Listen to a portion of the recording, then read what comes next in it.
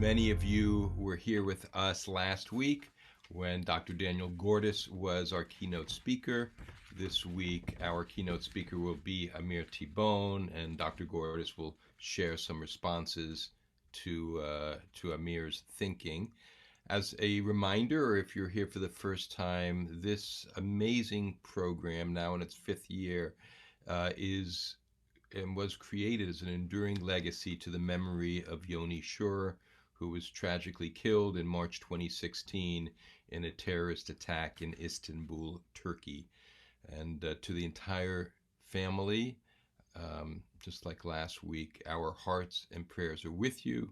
We know how important learning and politics were to Yoni, and that this is therefore a very fitting tribute to his memory. And I'm so grateful that not only is his memory restricted just to your family, but on behalf of and on an account of this program, so many of us who may not have known him carry him with us also. And that is indeed one of the things that we do in Jewish community, and elevate the memory of somebody who was so special to your family and has become important to ours as well. So thank you for making that possible.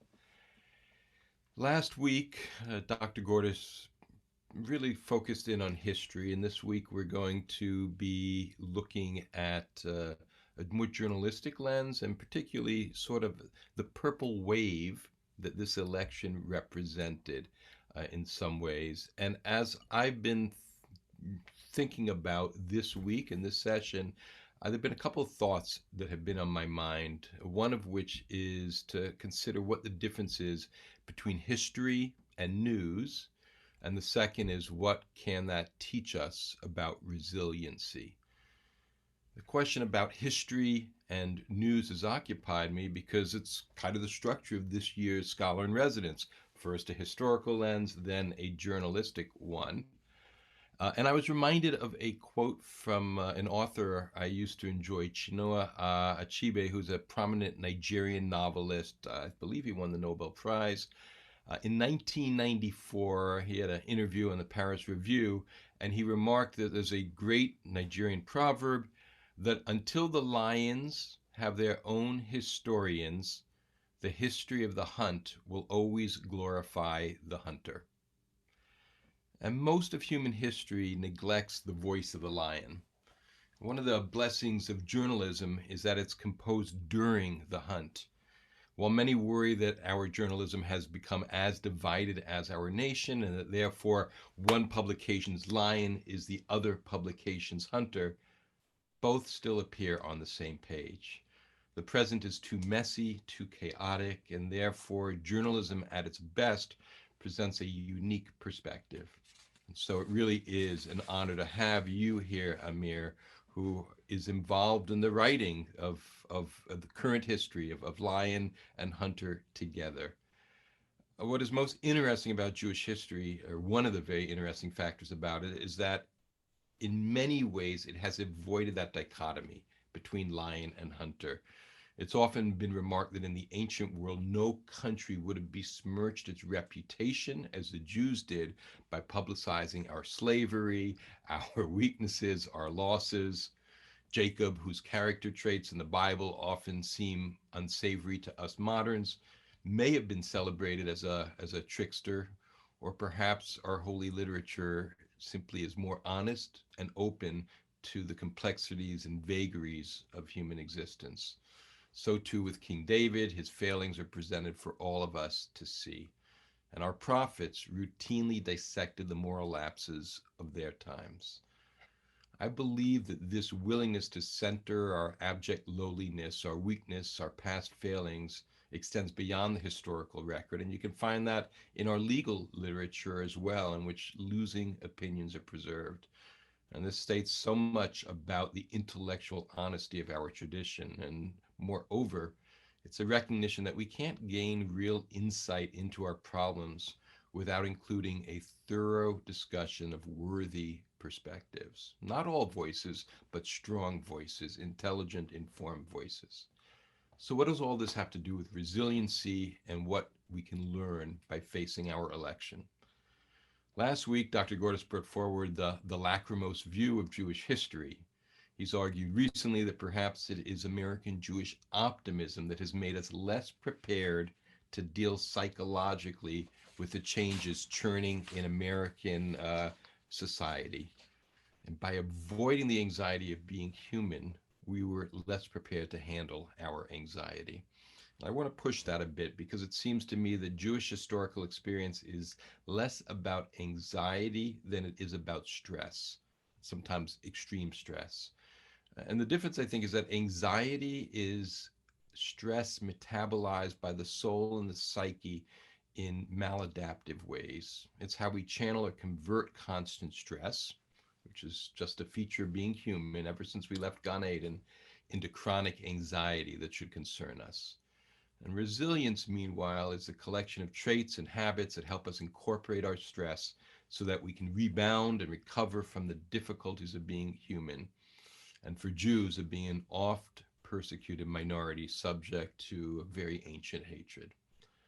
Our willingness, in other words, to be both lion and hunter and to squarely face our difficult history can inspire us with self confidence and competence. We've been through worse times. We don't choose these problems, but our national self esteem informs us that we have the tools to navigate whatever history and the present imposes upon us. Another benefit that both journalism and our penchant for preserving minority voices gives us is the character and control to know that we can cope with divergent opinions, even when those opinions represent a split in our national psyche. It's essential that we embrace the ability to be both lion and hunter because it's the only way that we can heal the rifts in America.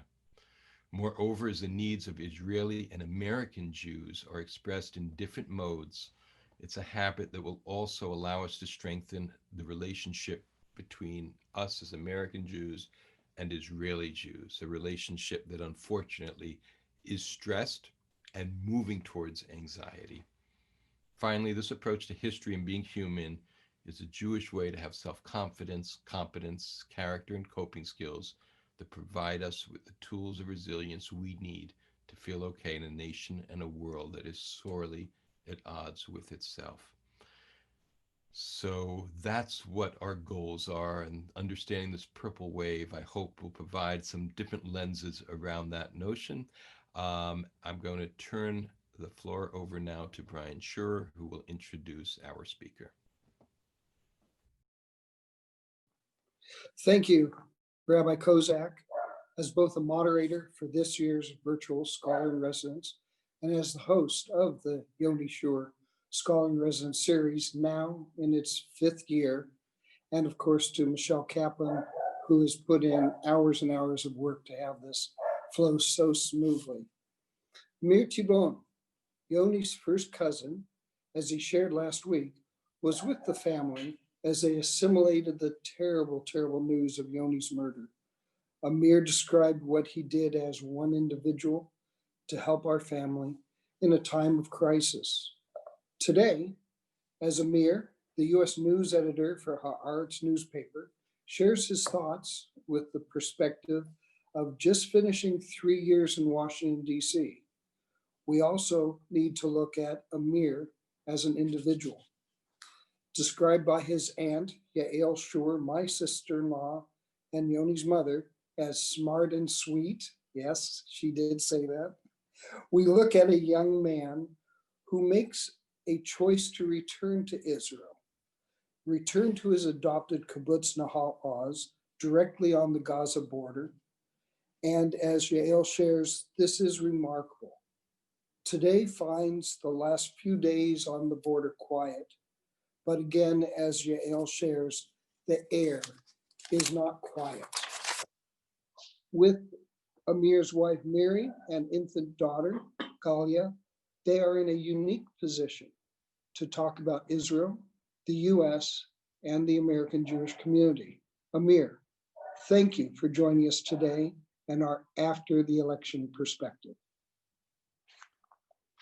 Okay, thank you very much, Brian, for this wonderful introduction. Thank you, Rabbi Kosak, and thank you, Danielle Gordis, my partner, for a great lecture last week, and I'm curious to hear your take on the election this week. So, we'll have an interesting discussion. And of course, I want to thank everyone who joined us today for this, the second part of our Scholar in Residence this year.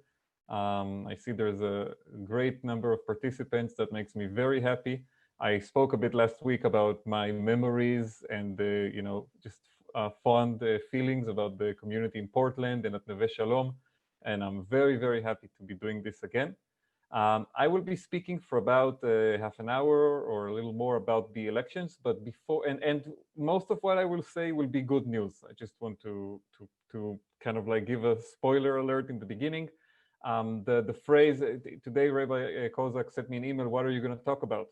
And I answered him, I'm going to talk about the fact that this election was not a red wave for the Republicans or a blue wave for the Democrats. It was a purple wave, meaning that both parties had gains and achievements. And in my analysis, that is good news for Israel and the Jews. I will get to that in a few minutes, why that is my take. But before going there, I just want to add a few words about my cousin, Yoni. And last week, I shared some painful memories about the day that we lost Yoni. And I thought afterwards that I also should have shared some good memories and more happy ones. And since I decided already that the theme today would be mostly good news, not because I'm trying to force it on anyone, but just because I really do believe that there is some good news in the result of the elections. I will also make, remarks that are a bit more optimistic in general. For me, Yoni was ever since I was a child. My view of him, and you have to understand, I had many cousins from the side of my mom's family because both of my mom's sisters had the 5 children each, so that's 10 cousins from that side. But Yoni to me was always, ever since I was a child, very strongly identified actually with my mom, with Gali, my mother, because while I know that my mom is considered a great aunt by all of my cousins, all of her nephews, I think everyone would agree that she had a special connection with Yoni. It was different. He was the oldest.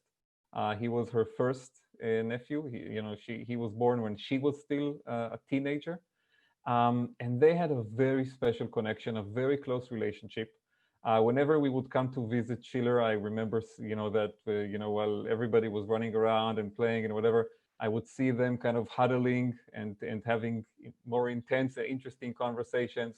I think my mom had a very sensitive view towards Yoni, very, very close and loving and fond and strong connection. I got to know Yoni closer and better after he moved to live in Tel Aviv as a grown man, and my family lived in Tel Aviv at the time. And he would come a lot to our house, to my parents' house. And that intensified even more after my mom basically made the match between Yoni and Inbal, his wife. My mom is an accomplished woman, has a PhD in history, wrote a best-selling novel. But I think making the match between Yoni and Inbal, she would consider that one of her greatest achievements in life. I mean, probably more than some of the academic and professional stuff. She was very, very proud of it.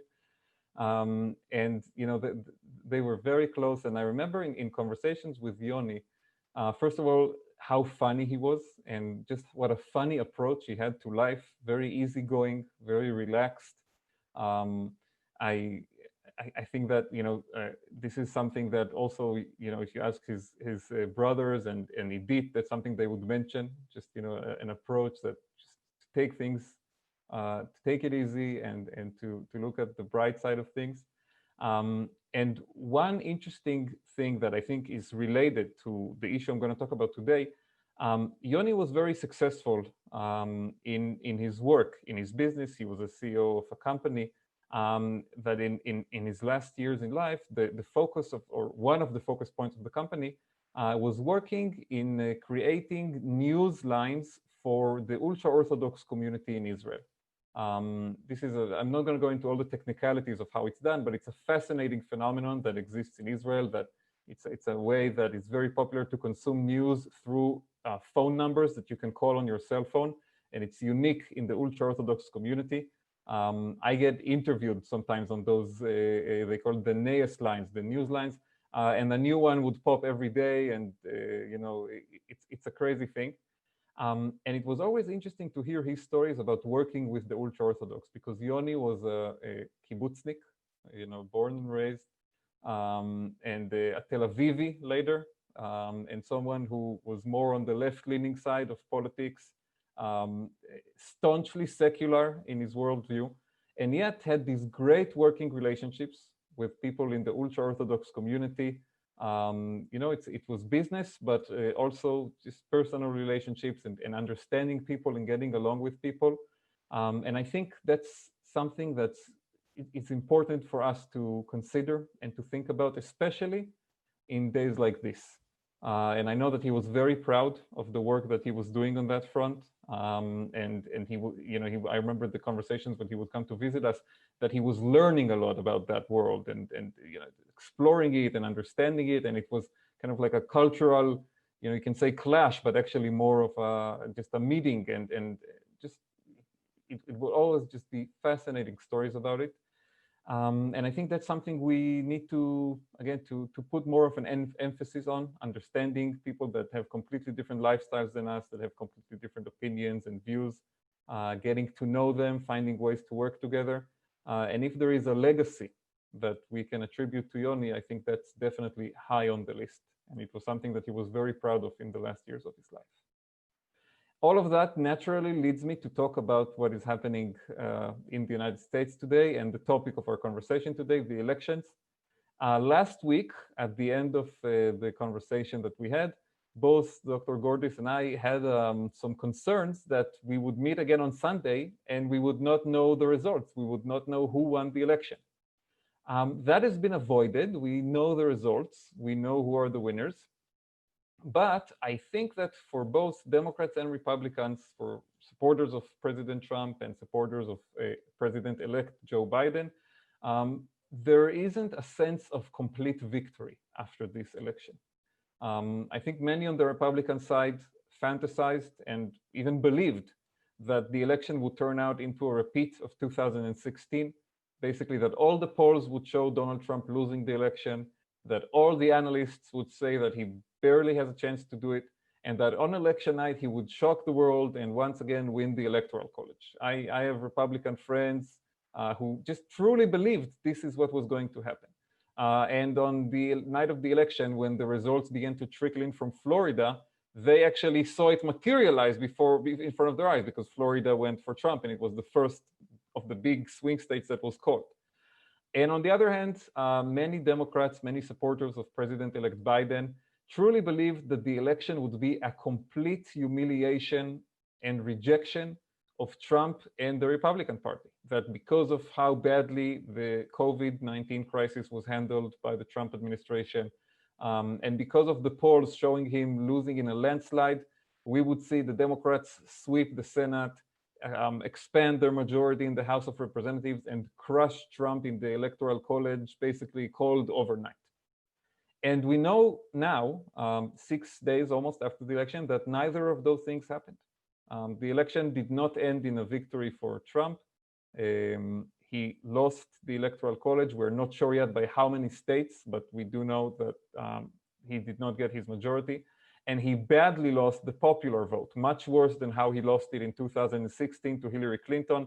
Votes are still being counted, but we're going to see a result that is even more lopsided against him overall in the American population than in 2016. But on the other hand, the reason I don't consider this election to be a blue wave for the Democrats, but more of a purple wave, and again, certainly not a red wave, which is what we had in 2016, when basically we saw on the election night that Trump was president, Republicans held the Senate, and they held the House of Representatives.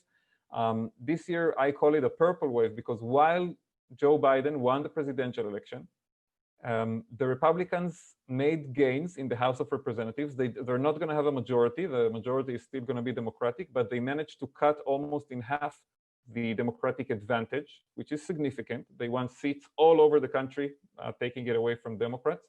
And in the Senate, the Democratic aim of reaching a majority right now looks very, very difficult to achieve. Not impossible, but very difficult to achieve. But the Republicans also regardless of what would happen eventually, did lose some seats in Arizona and in Colorado.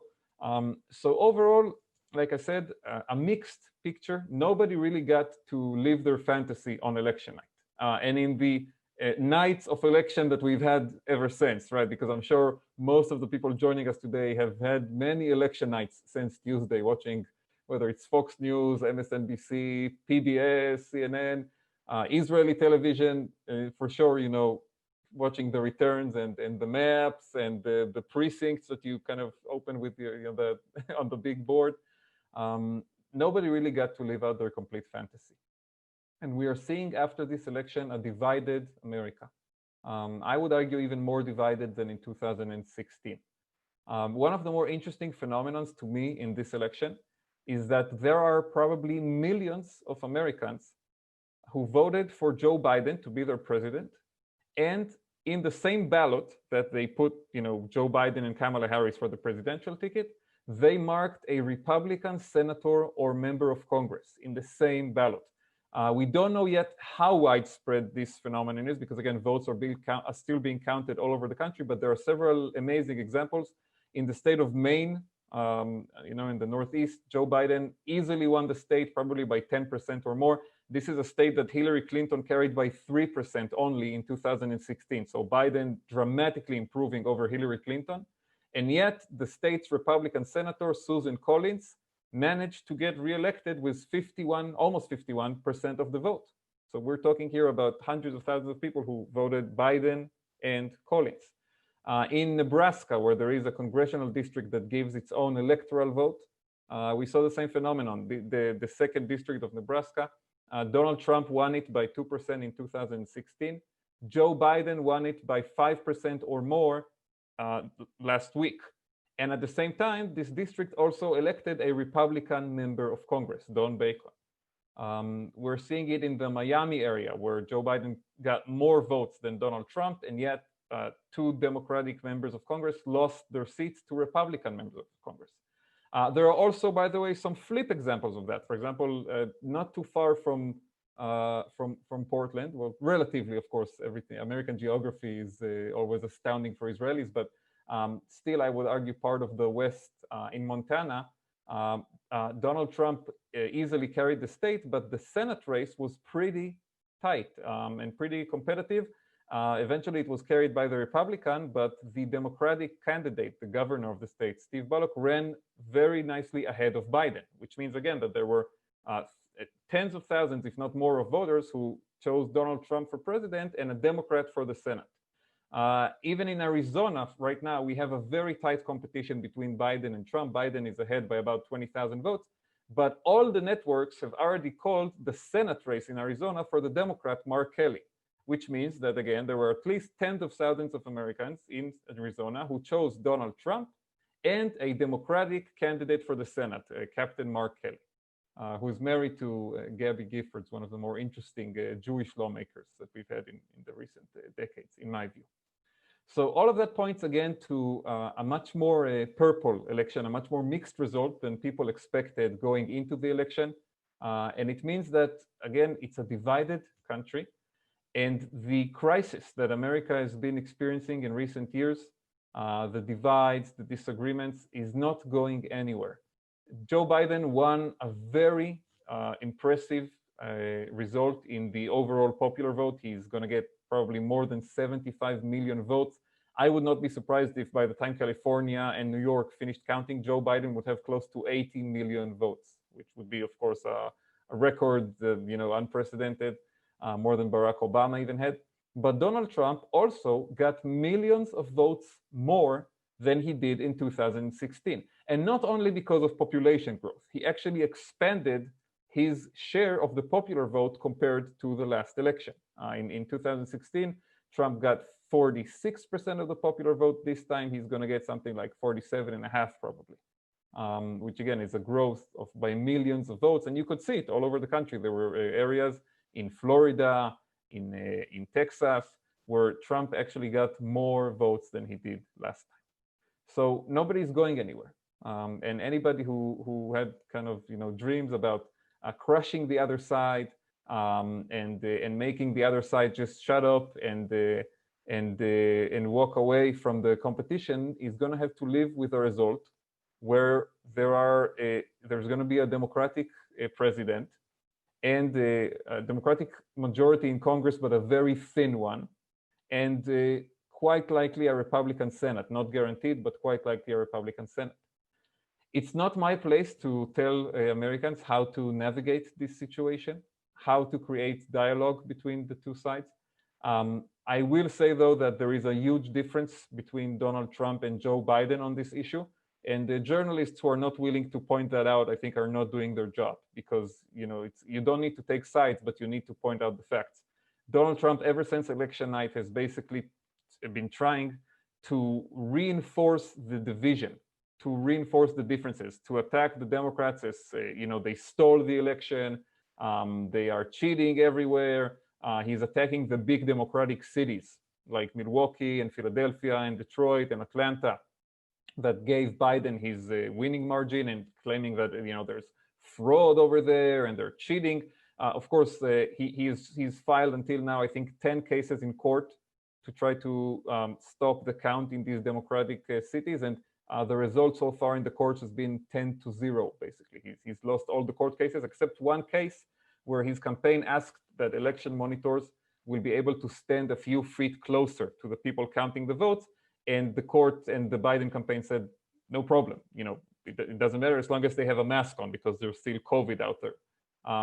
But Trump's strategy ever since election night has been to try to double down on the division, to use the fact that Americans chose divided government in order to increase the division and to use it for his advantage in sowing distrust in the election process and convincing as many people as he can, in his best scenario, tens of millions of Americans, that the election was not valid.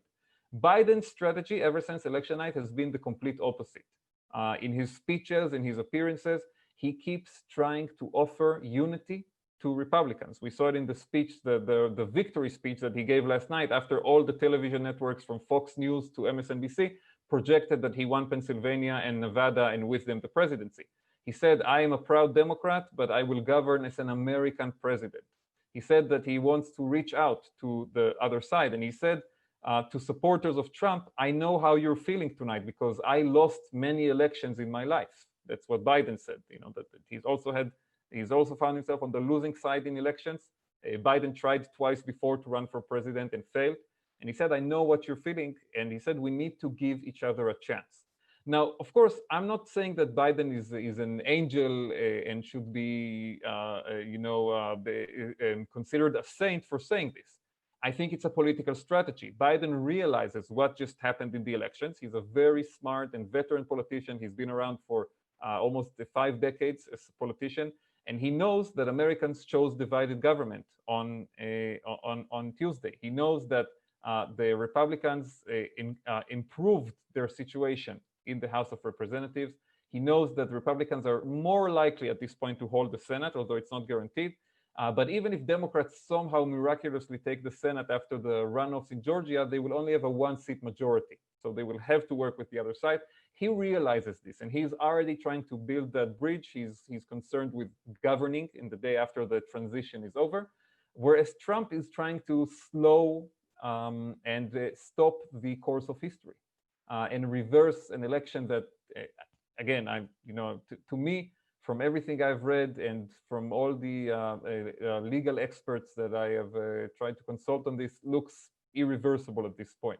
But you can clearly see the different strategies, with one candidate trying to double down on the division and the other trying to basically offer some kind of a peace gesture to the other side.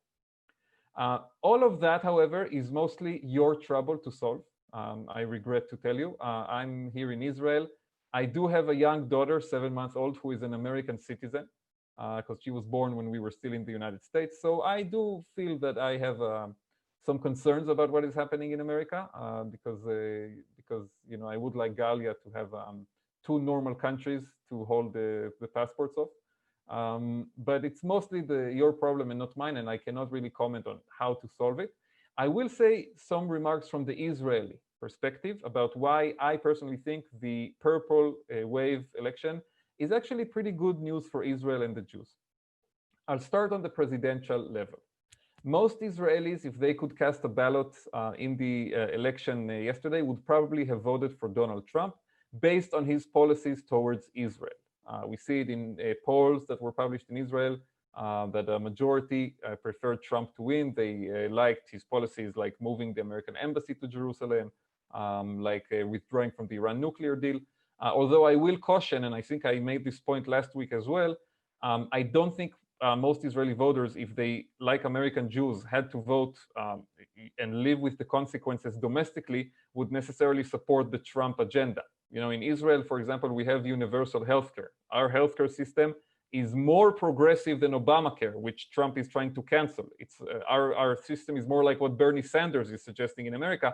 I don't know how many Israelis, if Donald Trump or a politician like Donald Trump was running here in Israel and basically offering to cancel Kupat Cholim, to cancel our socialized medicine, how many would actually vote for that? But I suspect it would be very, very few. When it comes also to the gun laws in the United States, I don't think that would be very popular in Israel.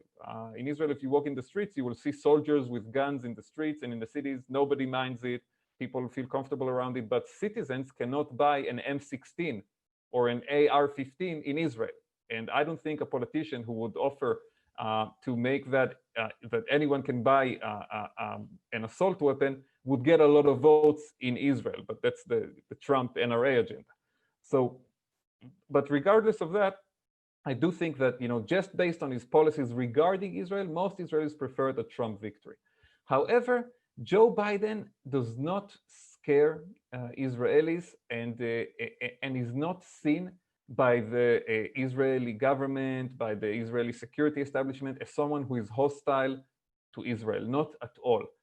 It's not a coincidence that Netanyahu, it took him 12 hours after the call by the networks, but this morning in Israel, he did finally release a congratulatory message to Joe Biden. And what he wrote in it was pretty simple. He said, I've known Joe Biden for 40 years. I've known him to be a great friend and supporter of Israel, and I look forward to working with him. And those are actually true words. Biden has worked with every Israeli prime minister since Golda Meir, which is a pretty crazy thing to consider. But when he was a young senator from Delaware, that's actually the first Israeli prime minister that he met during a visit to the country. When he was in the Foreign Relations Committee, he had clashes sometimes with Israel over the issue of settlements. That's not, shouldn't come as a surprise to anyone. All the administrations before the Trump administration, Republican and Democratic, had disagreements with Israel on the settlements issue, you know, including Reagan and the Bush administrations. But Biden on issues like Israel's nuclear program, like Israel's qualitative military edge, like Israel's needs for security systems such as Iron Dome, was always seen in Jerusalem as supportive and as an ally. And that's probably not going to change. I think in the Israeli security establishment, there are actually people who quietly prefer a Biden presidency over a second Trump term just because of the issue of stability. Trump was a very unstable, still is, we have 2 more months to go, president. I can tell you that once I asked a very senior Israeli official to explain what's the difference between working with the Obama administration and the Trump administration. And this Israeli official told me the following answer. When Obama was president, the Israeli official said, we would go to the White House and meet with these people, and sometimes we would hate everything they told us. We really didn't like what they said. But when we came out of the meeting, we could call the prime minister's office in Jerusalem and report to them. And we knew that what we just heard is going to be the American policy. Like it or hate it, we knew that we could report what was going to happen. Now, the official said, when we go to the Trump White House, we love everything they tell us. It's all wonderful, it's all roses. But when we finish the meeting, we don't know if this is actually going to be the policy. And we don't even know if the person we just talked to is going to be there next week. And I think that's been the very characteristic of the Trump presidency, very unstable. Policies change like that. One day it's annexation of all the settlements. The next day it's peace with the Arab world. One day doubling down against Assad and attacking him. The next day withdrawing all the forces from Syria. One day it's the toughest sanctions ever on Iran. The next day, Trump says, Iran, don't wait until the election. Let's make a grand deal right now. And all of those back and forth have driven some of the policymakers in Israel absolutely insane. And they would not be so, let's say, worried about Sleepy Joe, as Trump likes to call President-elect Biden, somebody who gets 8 hours of sleep at night and wakes up in the morning with their head in the right place, ready for a more stable, regular day of work, someone who doesn't change their mind every 10 minutes. There are also advantages to that, even if it means that some of the policy positions, there is going to be disagreements between Jerusalem and Washington. What there was some concern about in the decision-making circles in Israel was the prospect of an emboldened democratic trifecta after the election. Not a Biden presidency, but a Washington that is completely conquered by the Democrats with an expanded majority in the House of Representatives and a large Democratic majority in the Senate. And the reason there was concern, it wasn't because the decision makers in Israel or the security establishment doesn't think that most Democrats are pro-Israel, because that's absolutely not the case. If you would ask President Rivlin, Defense Minister Gantz, the people who work on America and Israel relations in the foreign ministry, they would all tell you that 90+% of the Democratic elected officials are supporters of Israel. And you could see it in votes on critical issues, whether it's funding for Iron Dome, where you would have 90+% of Democrats supporting, or opposition to BDS, where again, you would have 90+% of Democrats supporting. The concern was that an emboldened democratic trifecta would give more power to the 10 or less, 5-7% of elected democratic officials that are not supportive of Israel and that are much more critical, what I call the Bernie Sanders wing of the Democratic Party. The people who would vote against Iron Dome funding, the people who would vote against an anti-BDS resolution. And while they are still a small minority among elected officials in the Democratic Party, public opinion polls show that they have more and more support among the Democratic base of voters. And an emboldened democratic trifecta might have actually pushed some of that agenda more and more through Congress and put more pressure on Biden to start listening to those voices. And I think that was definitely a point of concern. That did not happen.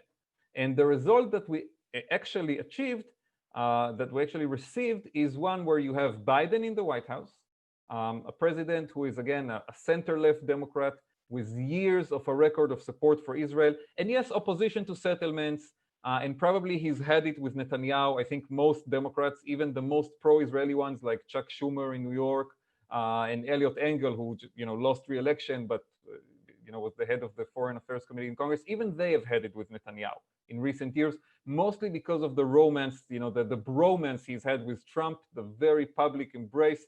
In my opinion, and not everyone, you don't have to agree, you can completely disagree with me, but in my opinion, it was a strategic mistake the way Netanyahu handled that relationship, because in America, there is always a balance of power and there is always a pendulum swing. And we knew that the day would come when the Democrats would be back in power. And I think that, it's important to have a good relationship with the Trump administration, but Netanyahu took it to a level where it became toxic for the Democrats. So we'll see how that affects his relationship with Biden. But overall, Biden is seen as someone who is an ally and a supporter of Israel. But at the same time, he will also be constrained by the Republicans in Washington, who have more power in Congress than they had before the election, and right now could hold on to a very slim majority in the Senate. Everything in Washington would either be complete partisan warfare, which I hope it won't be, but it's an option, or cooperation between Biden, moderate Democrats, and moderate Republicans. Some parts of the Republican Party are never going to work with Biden. We are seeing some very, in my opinion, disturbing reactions to the election from Republican senators like Ted Cruz and Lindsey Graham, who are basically calling for anti-democratic measures to reverse the result of the election. And I have to tell you, from the Middle East, it looks really bad because we have some bloodthirsty dictators in our part of the world who are so happy right now. People like Erdogan in Turkey, people like Khamenei in Iran. They are so happy right now to see an American defeated president and American senators talking about canceling the results of an election, disputing the entire election, that gives them ground to further suppress democracy in their own countries, to further suppress the vote in their own populations, to call into question the opposition in their own countries. And I think it's going to have a terrible impact. But there are also other elements in the Republican Party that I think deserve a lot of credit right now. Senator Mitt Romney, who has been going everywhere in the last few days saying, we need to respect the results of the election and congratulate President-elect Biden. Several Republican members of Congress, for example, Fred Upton in Michigan, who, his state was just won by Biden. And he came out, I think he was the first Republican member of Congress to come out and say, congratulations, President-elect Biden. I look forward to working with you. We have disagreements, but we can also agree on certain things, like the need to fight COVID right now and have a scientific policy against it. Of course, former President George W. Bush, who gave a very strong statement today. He said, I called President-elect Biden, we spoke on the phone, I congratulated him. I told him that I disagree with parts of his party's platform, but I'm looking forward to being, helpful and working together. So we will see this split in the Republican Party between people who will be able to work with Biden and people who won't and are going along with Trump and the conspiracy theories. But from the Israeli point of view, a situation where you might have a return to some form of bipartisanship in Washington, of cooperation between the parties, would actually be good news. For Israel, the ultra hyper partisan atmosphere of the second Obama term and the first and only Trump term was not a good thing. Israel usually thrives in Washington where you have cooperation and people working together. The pro-Israeli lobby organizations like AIPAC, that's their whole motto, that's their whole agenda basically to try to create these connections.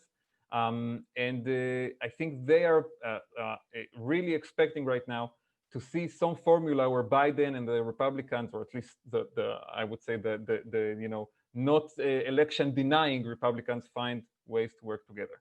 So as I said, there are some good news emerging out of this situation for Israel and for supporters of Israel in the United States. My one concern, and I will finish with this and then I'll let Danny respond.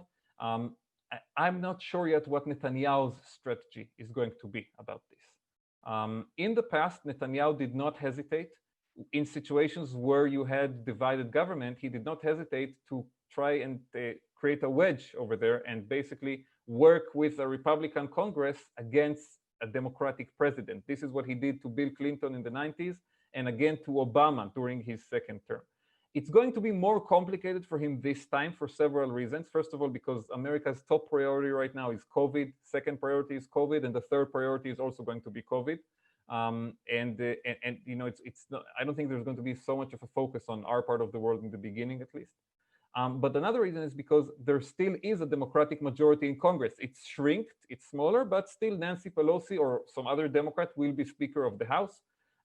The Senate, the divide is going to be very, very thin on either, one seat here or there probably.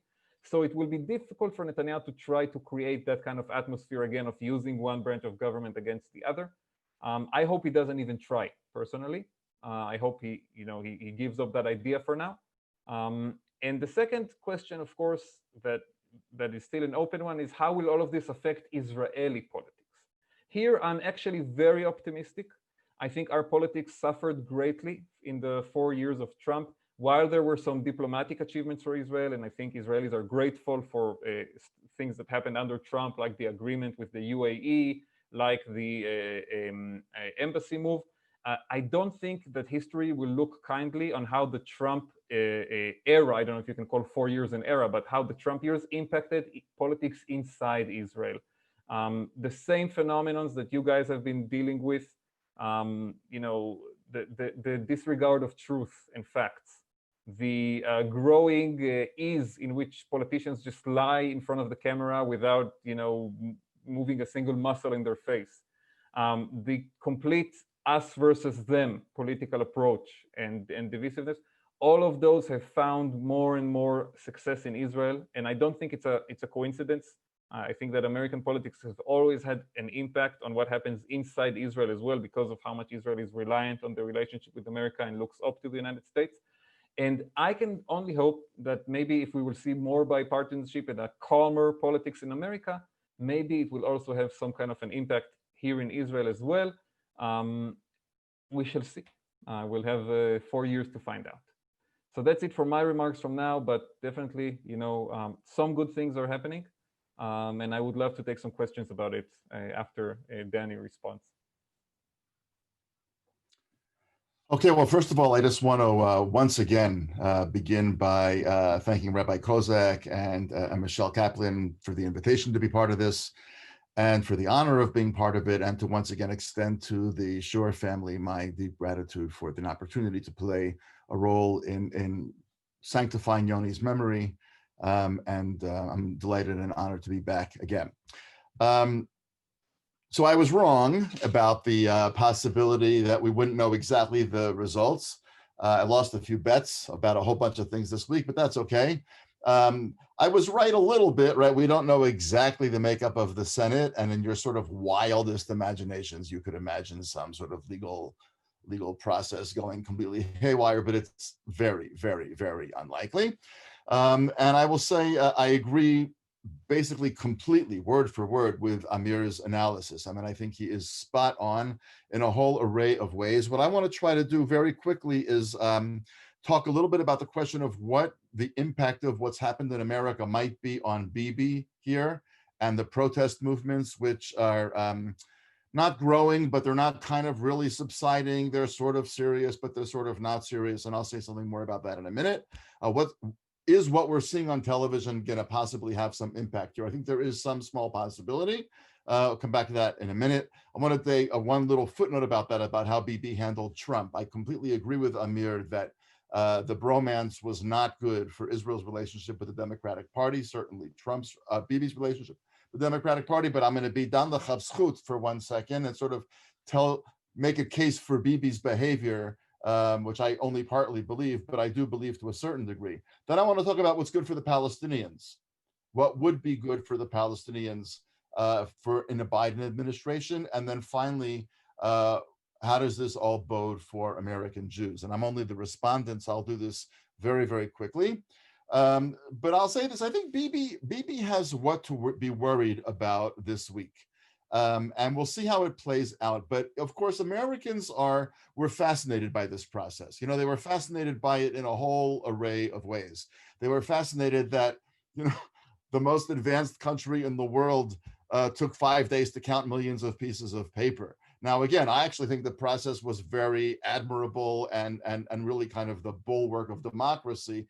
And to see regular citizens, either for free or very little bit of money, spending a lot of time in 8-hour shifts under tremendous pressure, slicing and scanning and piling. And it's really, to me, a very moving thing. And so there's a lot to be said. But for Israelis, it was a little peculiar. But it's Wednesday, it's Thursday, it's Friday. I mean, when Shabbat was over here in Israel and I turned on my computer and they still didn't know, I looked at my wife and I said, I know I said they weren't going to know, but I didn't really believe they weren't going to know what's going on here. Then a couple of hours later, we knew. But what's at stake here for Bibi a little bit?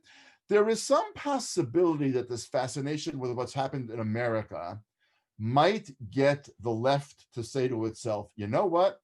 If you get your act together, you can get rid of the strong man. Now, actually, the truth of the matter is that despite the bromance, Bibi and Trump are radically different creatures. Just look at COVID. I mean, Trump, whatever you want to say about him, and I'm sure we have some people here who are disappointed in the results, even on our call tonight. But Trump ignored science. I mean, I think we all understand that. There is science out there, and masks do work, and social distancing does work. And unfortunately, lockdowns with all of their economic havoc and tremendous suffering do work. There was never a moment for a second that Bibi did not take science seriously. He has a vested interest in staying in power, doesn't want to go to jail, and he thinks he can't go to jail as long as he's in power. So he made all kinds of accommodations with the Haredim, with the ultra-Orthodox when it came to some of their institutions remaining open and so on. But there was never a moment when Bibi did not take science seriously. Bibi is a policy wonk. I mean, Bibi knows stuff inside and out, and that can certainly not be said of Donald Trump. And Bibi is the ultimate chess player. both in terms of domestic politics and foreign politics. And that also, I think, cannot be said about Donald Trump. When Donald Trump says he's pulling this American soldiers out of Syria, most American Jews did not understand, even those who were rabid supporters of Trump did not understand that that was much more impactful on Israel's potential security interests than moving the embassy or recognizing the annexation of the Golan, none of which made, I mean, I'm all in favor of it, but none of those had any security implications whatsoever. Had Trump's generals not blocked him from taking those hundreds of American troops out of Syria, that could have been very bad for Israel. So Trump was hardly the chess player that Bibi is, to put it very mildly. So there is some possibility here to go back that I think that this could embolden not the Israeli left, but the Israeli center, and including the Israeli right, which is also getting sick of Bibi. There's a lot of talk about maybe even Bennett getting more support. There's just a sense here that people are tired. They're tired of his caving into the Haredim, which they think he wouldn't do if he was under investigation and so desperate to stay in office. They're tired of the fact that the deals with the UAE were made basically behind closed doors, and the Knesset was brought in to ratify it, but there was really no sense. There's nobody here in Israel that really thinks that the public has a very good sense of whether or not Israel's strategic position has been helped or hurt by the fact that other Arab countries are now going to get F-35s. There's a rumor that there was an implicit promise before this whole thing that the United States would not sell those planes to other Arab countries. And now the United States is. Now, Trump, of course, is entirely transactional. Did he simply say to Bibi, this is just the way it's going to be? This is how we're working. And did he say to the Saudis, okay, you dismembered Khashoggi, and I'm going to give you a free pass here. We're just going to ignore that. But I'm going to be back. I'm going to be back in the form of something about the Middle East situation. And when I'm back, I expect you to sign the check, which more or less they have. I mean, they've more or less signed the check by saying recent polls in Saudi Arabia show that the majority of Saudi citizens are in favor of normalizing relationships with Israel. I mean, since when did the Saudis care about a poll? The Saudis don't care about polls. The Saudis made up this poll to sort of say, to prepare their own population for the idea that they're moving in this direction. Israeli airplanes are flying over Saudi airspace. Israeli airplanes are flying over Sudanese airspace. How much is all of this going to land? How much would all of this survive if America changed its policies on something or another? We don't know. But I think a lot of Israelis, right and left, did not like the fact that there was really very little transparency, consultation with security apparatuses and so on and so forth as all of this negotiating was done. So it may just be, to go back, that this sort of partying that you saw in New York, the banging of pans and the honking of horns and people parading in all kinds of main drags in New York City, might empower the protesting left here, left and center and right. The right's angry about annexation being put on the, taken off the table and so forth. People may just understand, wow, you can actually get rid of the leader. You really actually could do it. And I think it's going to be very interesting to see in the next 2, 3, 4, 5 weeks on these Saturday nights when there are these protests, are they going to get some steam from the inspiration that they got from looking at New York City and other cities? We'll see. The only thing I'll say about what Amir said about Bibi, and I completely agree that the bromance, the optics of the bromance were terrible. And by the way, the optics of getting involved in previous presidential elections were terrible. Bibi's interference in American politics did not start with Trump. I mean, he got involved with Romney. He's played his cards wrong. He probably was wrong to go to a joint session of Congress when the president of the United States asks you basically not to. And whatever you thought about Obama, he's the president of the United States of America. And I think he cost Israel some very serious capital on Capitol Hill by going and giving a speech that at the end of the day didn't work, because it did not sway the vote in Congress, and America did join the Iran deal and so on and so forth. He's made a lot of mistakes, but if you want to argue his case here, what you have to say is that when you're dealing with Donald Trump, the slightest perceived affront can have nuclear implications. I mean, look at everybody in Trump's administration who came in, the best, the most expert to this. He's a loser, he's this, he's that. I mean, the number of people who were in and out in a matter of months, and his relationship with the Korean leadership, his relationship with leadership all over the world. I mean, Bibi, I think, did understand that the one thing you cannot afford is for Donald Trump to wake up on the wrong side of the bed when it comes to Israel. And there may be a way in which you could argue that Bibi just decided, I'm going to do whatever I need to keep him happy. I think there's some truth to that. It's not the whole truth, but it's part of the picture. We should just give a bit of credit for that. I'll say something a little bit that I think will surprise some people about the Palestinians, and then I'm going to stop quickly. I know that Biden is very much likely to change America's policy vis-a-vis the Palestinians. They may open up the office in America again. They may open up some of the flow of funding and so on and so forth. And Amir may disagree with the following thing, and I'm speaking, by the way, as somebody who would like to see a two-state solution, who would make significant territorial compromise for a two-state solution, who thinks it's important for the Palestinians, but also for the Israelis and for the soul of the Jewish state, for there to be a two-state solution. So that's where I'm coming from. I actually think that the best way to get to a two-state solution is to keep turning the screws on the Palestinians the way that Trump did. In other words, I think that the more that the UAE walks away from them, and Bahrain walks away from them, and Saudi Arabia walks away from them, and Sudan walks away from them, is a way of their saying to themselves, eventually time is running out. The Palestinians have a real sense that time is running out. If they get a sense that they're getting a new lifeline, that there's more oxygen being pumped into their tank, and that they may now have bought some time, I think it's going to take pressure away from the Palestinians from making the kinds of choices about leadership and the kinds of changes in policy that they need to make in order to ensure a better future for their children and their grandchildren. I think that most people in the Democratic Party will not see it that way. I think Kamala Harris certainly does not see it that way. I think obviously AOC and the whole squad crowd and Bernie don't see it that way, et cetera, et cetera. But I do. I actually think that what happened here, whatever you think of Trump and whatever you think of Bibi, this was actually good for the Palestinians to wake up and to see that that whole attitude that they've had for 60 years is really yesterday's news, and it's simply not going to work. So I'm disappointed if the American policy on the Palestinians changes. I'm going to be disappointed, not because it's not good for Israel, but because I actually think it's not good for the Palestinians. The last thing I'll just remind all of us is that, Pelosi and Biden and Feinstein and Schumer, these are the last of the Mohicans. They really are. I mean, another couple of presidential elections from now, I mean, Joe Biden is 78, like the most well-known number in America right now. Joe Biden is 78. I think Feinstein is in her 80s. Pelosi's not young. Schumer's not young. These people have one or two more terms, and that's it. There is a new horizon rising for the Democratic Party, and I think that that's of concern to Israel. It should also be of concern to Jews. And the only thing that I'll say about this here is that there are certain elements of the politics on the left, and I spoke about this last week as well, what I would call the woke scene, but that's an overly simplifying term for a lot of complicated social and cultural changes. But that scene has issues with Jews also, as does, of course, the very far right. And while Trump was defeated, Trumpism wasn't defeated. And so as I said last week, I think there are warning lights for the Jews on the far left, and I think there are warning lights for the Jews on the far right. The Trump party has so far not seemed to embrace its moderate elements. The moderate elements of the Democratic Party are older, sort of just demographically, they're older. So we have issues that we have to look forward to down the road. We have to think very strategically and smartly about.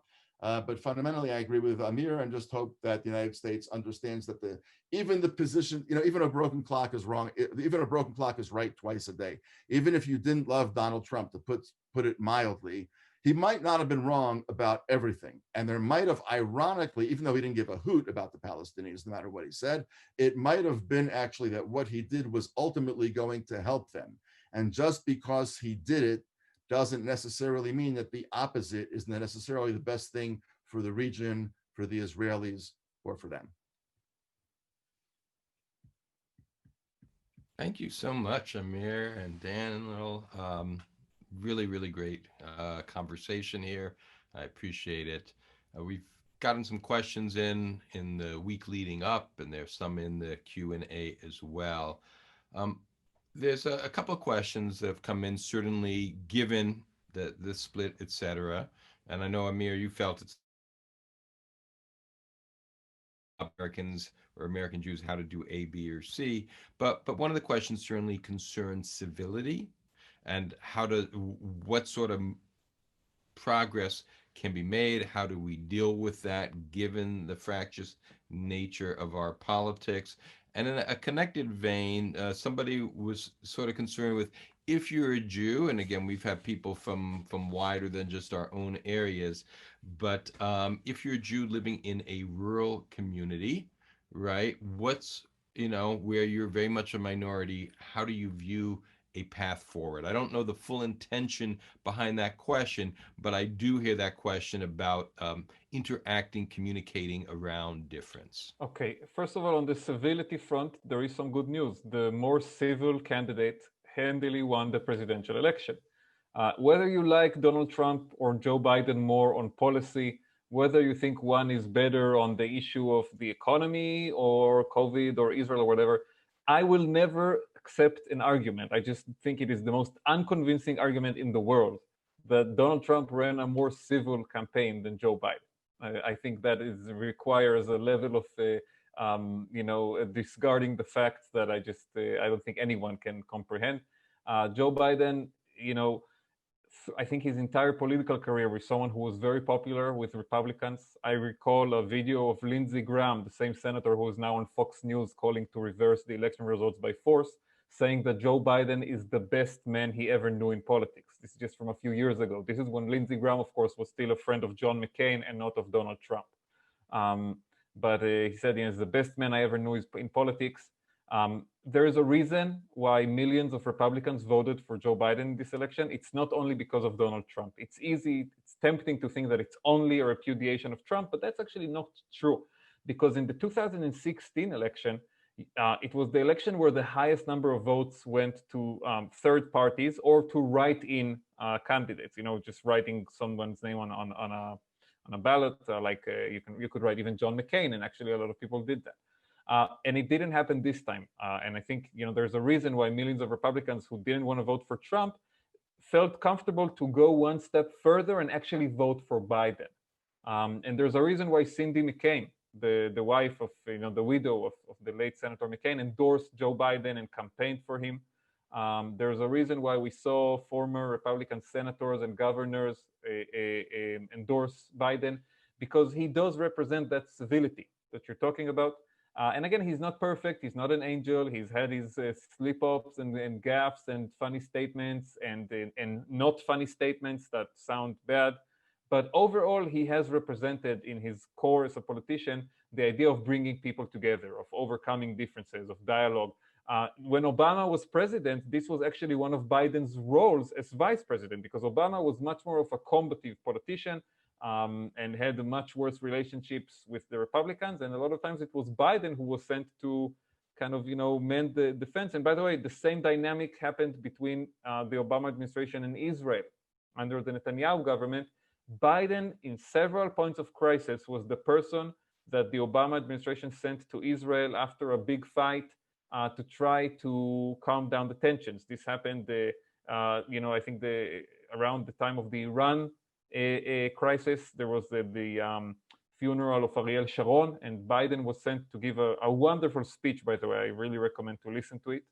And in 2010, around the settlement tension. So this is a role that he's familiar with and he's good at it. So that's on the issue of civility. There could be some good news just by the fact that you would have Biden in the White House and not Trump. It could have a totally different dialogue. Of course, it will not solve all the problems. It's also a responsibility on us, the people who engage in political discourse, in discussion, to listen to each other, to respect each other's opinions, to look for common factual ground. We can disagree on the interpretation of the facts, but we need to agree on what the facts are.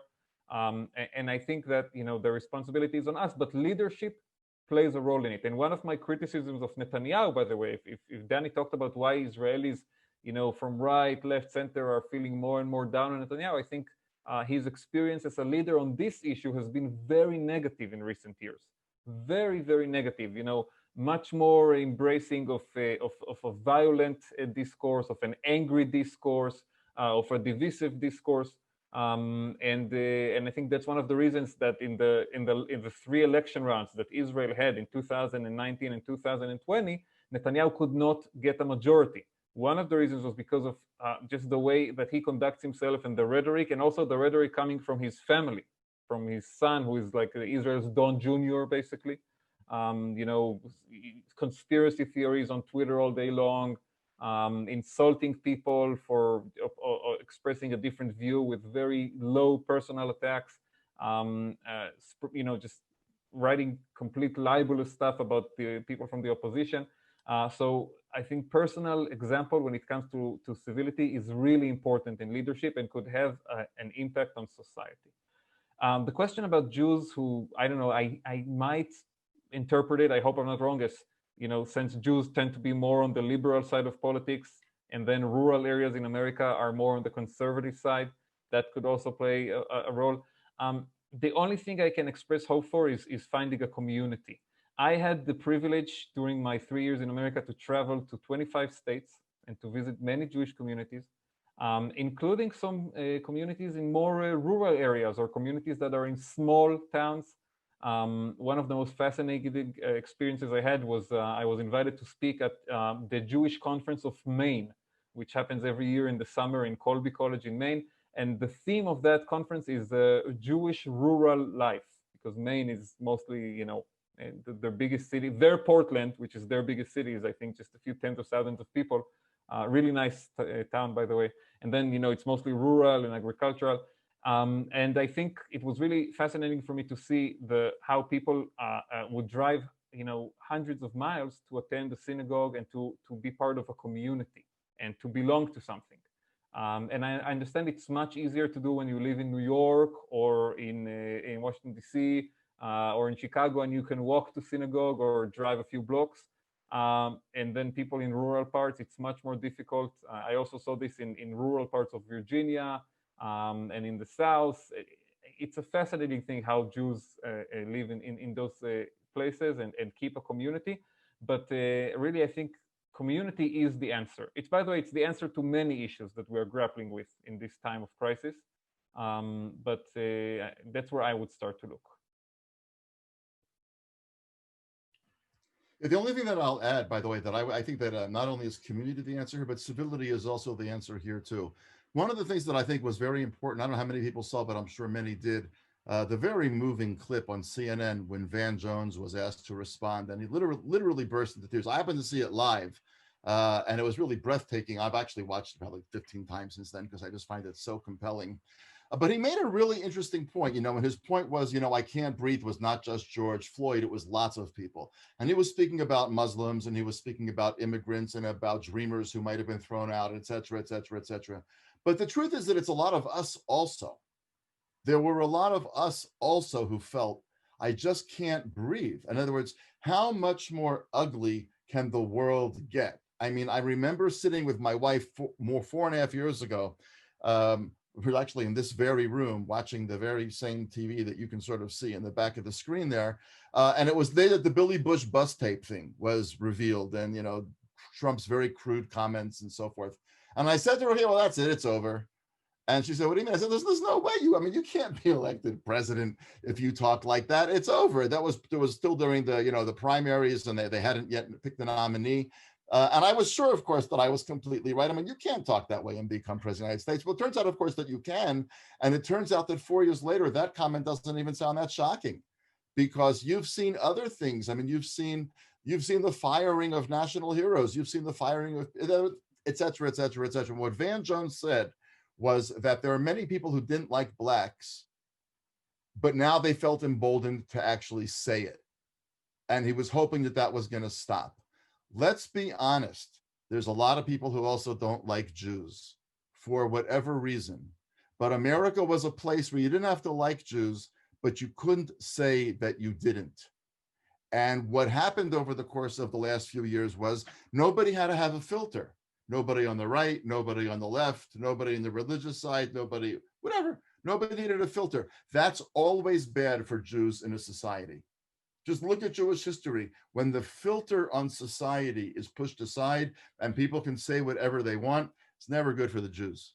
So I think that civility, as Amir was so rightly talking about, is critical in a lot of other ways, but it actually may be critical also for those Jews in rural areas where you're right, our political dispositions might instinctively be different.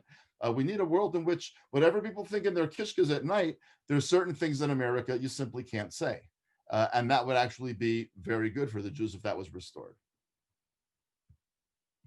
Thank you both. I'm going to try to alternate between more political questions and kishka questions, or questions that sort of touch on how do I live through all of this. So given that we just dealt on that civility issue, I want to turn to just a bit more political. One of the questions that come in the last couple of days was a concern, a real question, right? Speaking about will the U.S. election help uh, move Israel towards embracing democracies, right?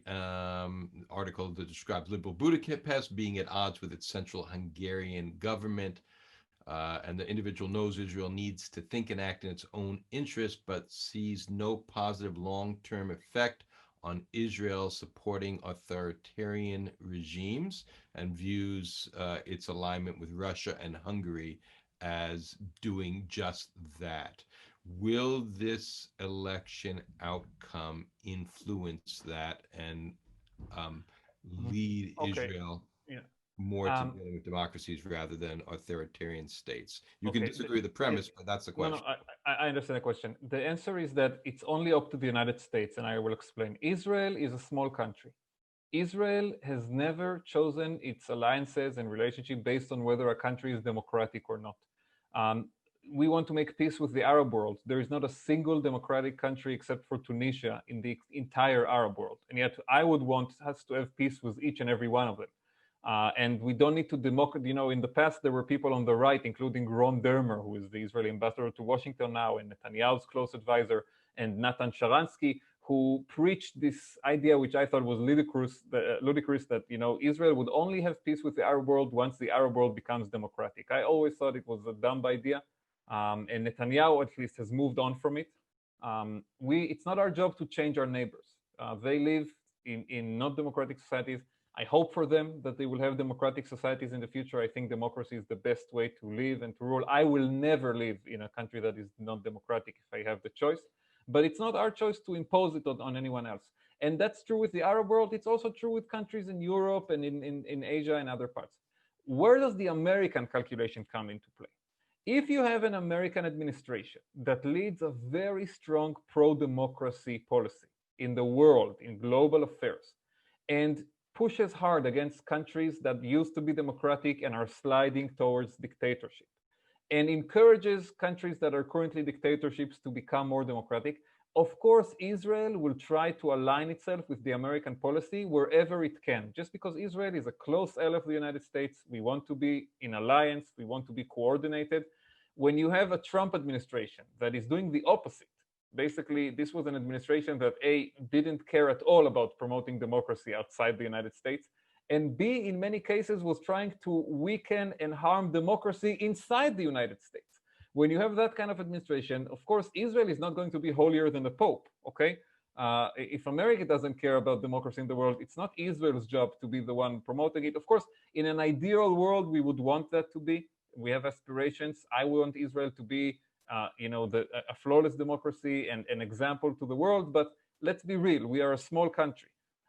If a Biden administration returns America to the consensus that you used to have between Democrats and Republicans on this issue, that democracy itself is important and sacred and should be, this is whether, from Reagan to Obama, this was something that America at least tried to project, and it was never perfect. Reagan supported some right-wing dictators in Latin America, and Obama did an agreement with Iran. No president is perfect on this issue. Presidents are also pragmatists, but at least they try to convey that it's important. At least in some areas, they try to promote democracy, and sometimes they had success as well.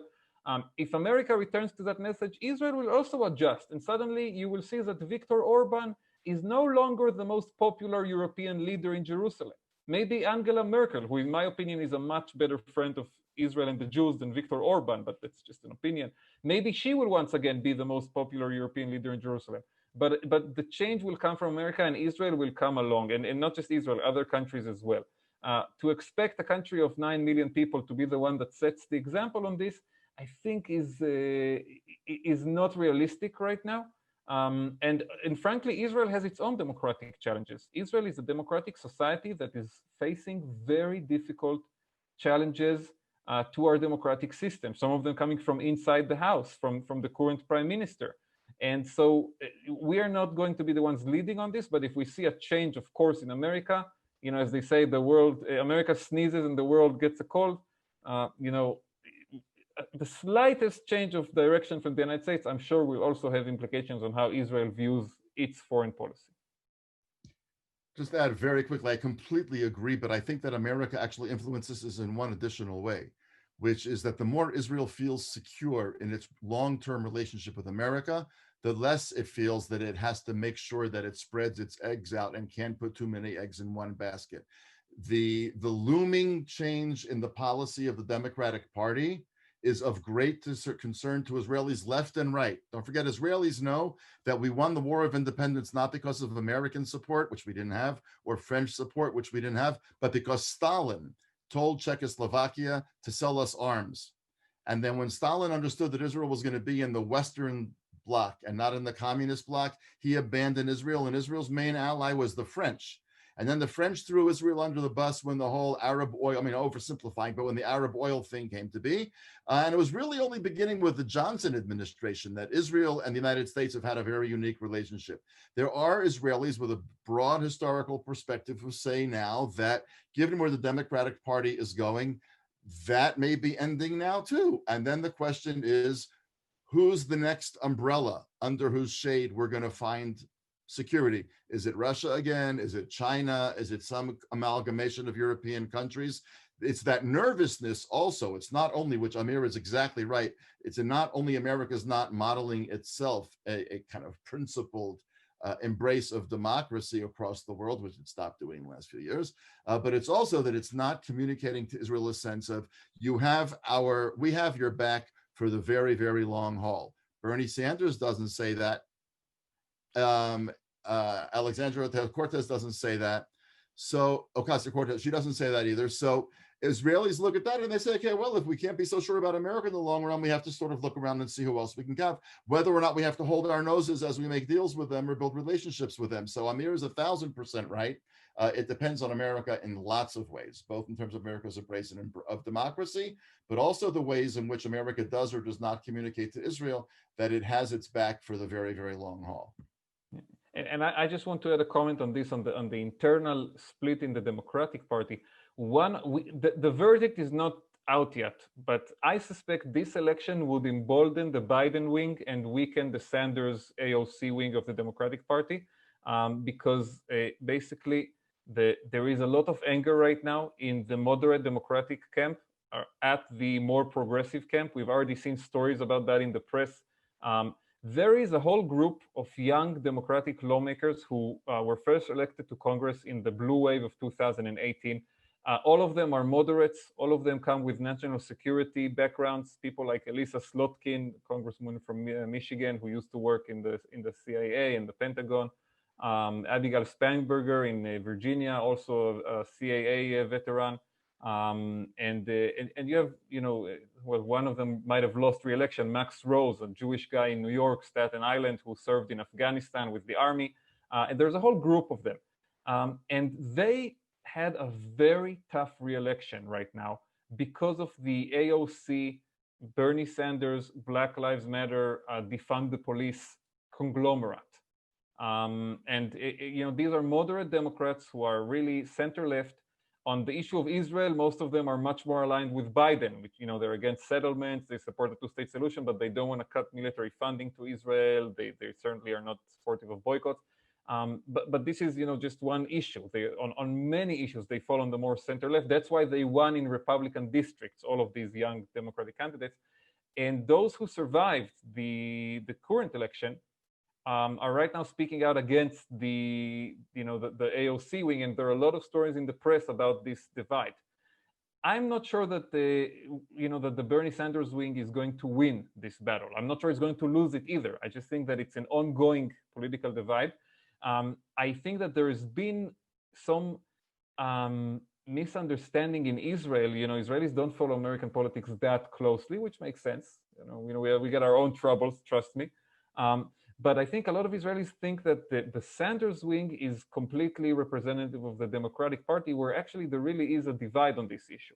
And I agree with Danny that the older generation, the Biden generation, is much more in the pro-Israel camp, although Sanders is also, the same age as Biden. But with the younger generation, I think the challenge is that while it's the moderate Democrats from the swing districts who have created the majority for the Democrats in the House, they are the ones who brought the achievements, because with all due respect to AOC or Ilhan Omar, they are very famous, they have a national stage, they get a lot of television. Their districts are like 70 plus, Democratic, no matter who's the candidate. Okay, if you took this glass of water and you ran it as the Democratic candidate in Ilhan Omar's district in Minnesota, it would win against the best Republican candidate on any day. That's how democratic that district is. Whereas Elisa Slotkin in Michigan, she's a Jewish, by the way, but that's a side issue. She had to win twice in a Trump district. That is so hard to pull off, especially in a presidential year. So the question is, and we don't know yet, will the younger generation of moderates who are also on the rise, will they be the ones leading the party 10 years from today, or will it be the AOC group? Electorally, I think for the Democrats, it would be a disaster if they went with the progressive group, and it would be a success if they went with the next Bidens, I would call them, the next generation of the Biden wing. And maybe there will be some kind of a compromise candidate. That's what Obama was. Obama somehow managed to put himself, kind of like in the middle between these two parts of the party and coalesce everyone around. We just don't know. But it's certainly something that is of concern in Israel. But I also want to point out that there is also a group that is pushing against it. And we don't know yet how the battle will end. It's ongoing. It's one of the most fascinating stories in American politics right now.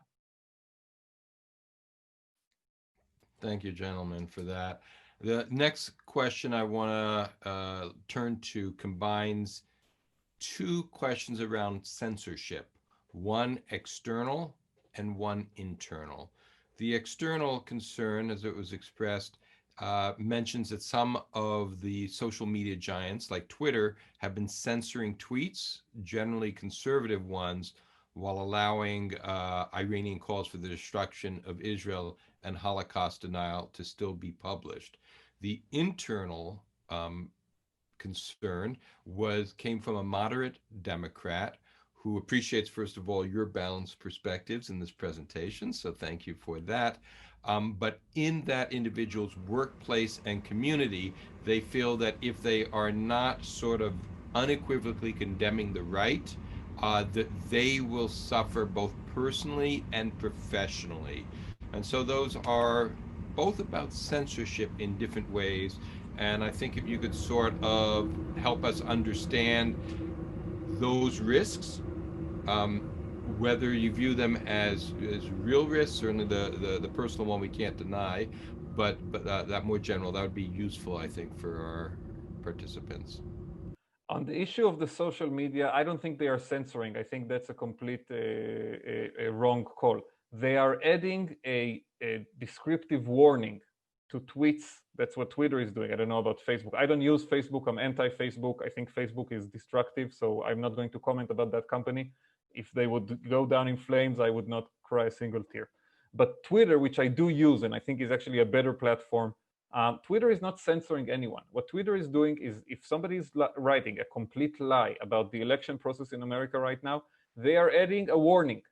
And the warning doesn't even call it a lie, by the way. If you can see, they're doing it to basically all of Trump's tweets since the election, because he lies all the time right now.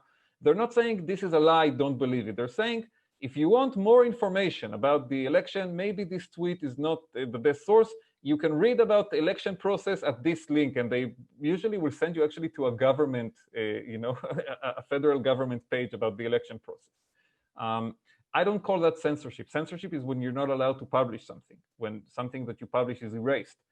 Adding context, that's what we do, for example, in journalism. People send information, and we can quote, in journalism, if somebody lies to me, if somebody tells me a lie, I can publish what they said, but add context to it. I say, what this politician said is actually not true. Here is, or it's disputed. Here is the information you need to have. Here is another source you can use. I don't call that censorship. I call that normal and healthy flow of information. The problem is this anti-social media. That's how I call them. Twitter, Facebook, The problem with the anti-social media for years was that there was complete lack of context. I could go right now online and write something completely, terrible, but not libelous in the legal sense about Neveh Shalom synagogue. And smart people who are bad actors, but still smart, know how to do this, how you can write something terrible about someone without actually making it libelous, how that it's not so difficult. And you could scream and pull all your hairs out, and there would be nothing you could do, because it's not a newspaper. In the newspaper, you can call the editor, you can write a letter to the editor, you can demand a retraction, you can demand a change in the story. What do you do if somebody writes something like that on Twitter? What if you do if that person has tens of millions of followers? So I actually think it's not a bad development that they're adding this warning around the election content. The question in the long run, and this is more for philosophers and people who deal with ethics, where do you stop it? All right, I think around elections, it's absolutely critical because this is the fabric of democracy. But do you take it further? Do you have fact checkers? Is Twitter going to employ a brigade of fact checkers who will do this on other issues as well? Like you mentioned, I would be happy actually if they had this for Holocaust denial as well. But let's be real, presenting this as Twitter is bad for right-wingers, but is anti-Semitic, that's very lame, because I'm sure that you have the same problem with tweets against gay people, tweets against Muslims, tweets against other groups of society. It's a broader question. If you do this around elections, which I think you absolutely should, can we expect these companies to start doing it around other issues as well? And then you would definitely bring in anti-Semitism, and you would bring in Holocaust denial. I would not want them to erase anti-Semitic tweets. I would just want them to say, hey, this is an anti-Semitic conspiracy theory, what you're reading right now. Jews don't actually control all the banks. If you want to read about the origins of this anti-Semitic conspiracy theory, here is a Wikipedia explanation about it. Or here is the ADL explaining about it. I will be happy if that's what Twitter did to anybody who writes, or people who share QAnon or other anti-Semitic conspiracy theories. But it would require these companies to put much more of their insane level of wealth and profit into actually monitoring what is published on them. I'm all for it. I think they are, instead, it would be a better use of the money than building another pool for the owner of, the founder of Twitter. But I don't consider it censorship. On the second issue of people who feel uncomfortable to express their political opinions at work, I think that's extremely problematic. I think that is a real problem.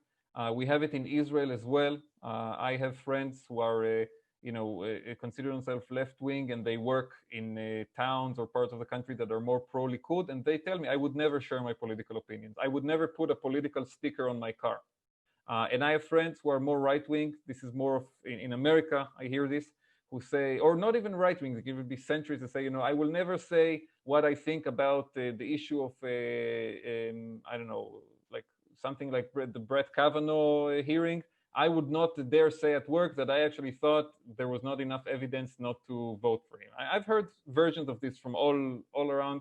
It's a problem that, again, I think is part of the wider political discourse of us versus them, and what Biden talked about last night as looking at political opponents as enemies, because an enemy is someone you don't come to terms with. You fight until you win or lose, and that creates, I think, a level of division that is very bad, and people try to use it to suppress views that they disagree with. I'm proud to say, on a personal level, I think I work at a newspaper that doesn't take that stuff at all. And Haaretz publishes, it's a left-wing leaning newspaper editorially 100%, but it also publishes a lot of articles from the right and people who would defend Netanyahu and defend Trump over the pages of Haaretz get published regularly. Supporters of settlements get published regularly. There are, you will have discussions in Haaretz about some of the most controversial cultural issues that in America people are afraid to talk about, like transgender rights among minors, or I don't know, racial issues. And this is one thing I'm really proud about in Haaretz, that there really is this range of opinion, even on very difficult and controversial issues right now. And I hope that more places will follow suit and allow real discussion on difficult issues, and a leadership that allows people to disagree with each other in a civil way, is a very important component of having that kind of society.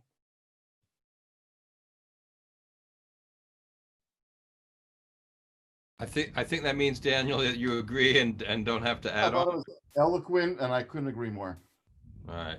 Well, look, I appreciate those two questions and certainly, Amir, your response. And I would say that certainly it's been important to me with whatever lever I have to have this community be one where people with different opinions feel safe around them and feel like they can be part of the community.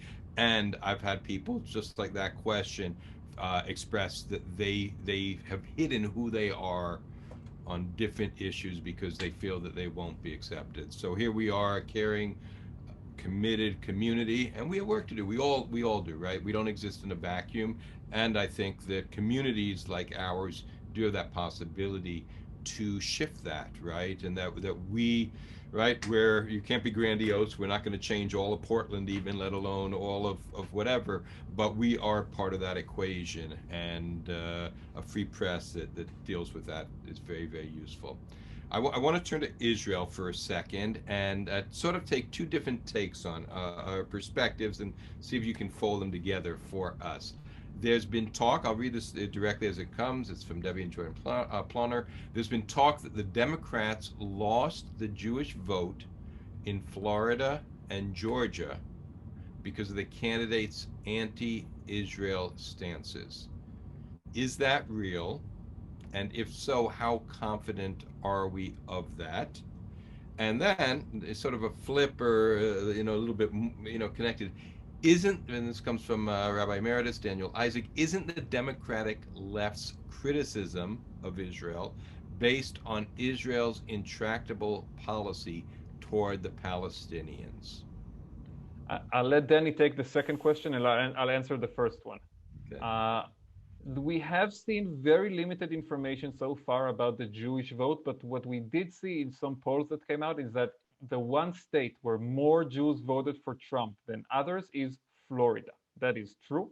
I think overall in the US, the polling that we've seen so far shows that, like usually, around between 70 to 80% of American Jews voted for the Democratic candidate this time, for Biden. I will not be surprised if the final, kind of like accepted number would be that Biden got more than Hillary Clinton, just because he got more than Hillary Clinton everywhere. More Americans voted for Biden than for Hillary Clinton, so it makes sense that more American Jews as well. Florida, I'm not surprised that it is the exception, and there are several possible explanations. First of all, Florida as a whole voted more for Trump as a state. In many states around the country, Biden improved on Clinton's margin versus Trump, right? Trump won Michigan by, I think, 0.5%. Biden is winning Michigan by more than 2%. That is a 2.5% swing towards Biden in Michigan. I'm sure that would also be reflected in the state's Jewish vote. Pennsylvania, we don't know yet the final count. Trump won it by 40,000 votes. Biden is already leading by 45,000. So there would be, again, a big swing in Pennsylvania from Trump to Biden. I'm sure that will be reflected in the Jewish community as well. Maybe not in the Orthodox pockets that do exist in Pennsylvania, but in the big Jewish communities of Pittsburgh and Philadelphia. Florida is one of the rare states in this election that swung towards Trump compared to 2016. Trump won Florida last time by, I think, 1% over Hillary Clinton. He's going to win it by 2% or more over Joe Biden. So I'm not surprised that the one state where Trump got more votes from Jews would be Florida. And I don't think it has anything to do with the Jews in Florida being anti-Israel. The most prominent Jewish politicians in the state of Florida are very, very strongly supporters of Israel from the Democratic Party. Ted Deutsch, Louis Frankel. These are, if you ask an Israeli working in the foreign ministry or in the embassy in Washington, who are Israel's best friends in the Democratic Party today in Congress, those are the names they would come up with. And Ted Deutsch, very high on the list. He voted, I think, even against the Iran deal at the time. So I don't think there is an issue of candidates being anti-Israel. I just think Florida is trending more to the right. It's actually losing its place in American politics as the bellwether state, because we're seeing that, for the first time in several election cycles, the candidate who won Florida lost the election. It's an older state also, and older Jews tend to be more right-wing than younger Jews. We know that as well. So I think that's the explanation. On Georgia, I've not seen numbers that I can actually take seriously. The Jewish community there is smaller, of course, compared to Florida and even to Pennsylvania. But there is a Jewish candidate running for the Senate, John Ossoff. He is, I think, considered more of a progressive, more with the left flank. I will just give you one statistic about it. John Ossoff received 100,000 votes less than Joe Biden in the state of Georgia so far. Biden is winning Georgia, which is an amazing historical achievement for a Democratic candidate, first time since 1992. He's winning Georgia right now by just over 10,000 votes. Ossoff is down more than 100,000 votes compared to that. So it wouldn't surprise me if there were also Jewish voters in Georgia, probably older ones, who voted for Joe Biden for president, but then for a Republican candidate for Senate because they felt that this candidate was too much to the left for them. But I don't think I would say that it's an issue of anti-Israel candidates. It's splits in the Jewish community, and then Jews pretty much vote the same way their states do. Not everywhere. I think the Jews in Alabama are probably more democratic than Alabama as a whole, but overall in states that will trend more to the right, you will also see more right-wing votes in the Jewish community. Very briefly, to have a conversation about Israel's intractable policy towards the Palestinians, we could obviously we'll be here till Hanukkah, but probably after. Actually, Hanukkah is pretty close. But all I'll say is this: what the only question that I would ask, and I ask this with real, genuine respect. What intractable policy? The policy that it's unwilling to have a Palestinian state and to end the occupation? Then what was Ehud Barak doing in the year 2000? And what was Ehud Olmert trying to do when he reached out to the Palestinians? And when Obama, who whatever you like, you love him, hate him, doesn't really matter right now, forced Bibi Netanyahu, doesn't matter if you love or hate him, forced him into a building freeze so that we could move the Palestinian-Israeli process forward. And at grave personal political risk, Bibi actually did impose that building freeze, and Abbas wouldn't come to the table. How is any of this an Israeli intractable problem? Has the Israelis been sugar and spice and all things nice on the Palestinian issue? Obviously not. But I would say to you that if you go from Israelis on the right to Israelis pretty far left, and you were to ask them, where does the balance of responsibility for the mess that we find ourselves in now? Because in no relationship is all the responsibility on one side, not in marriage, not in professional relationships, not in friendship.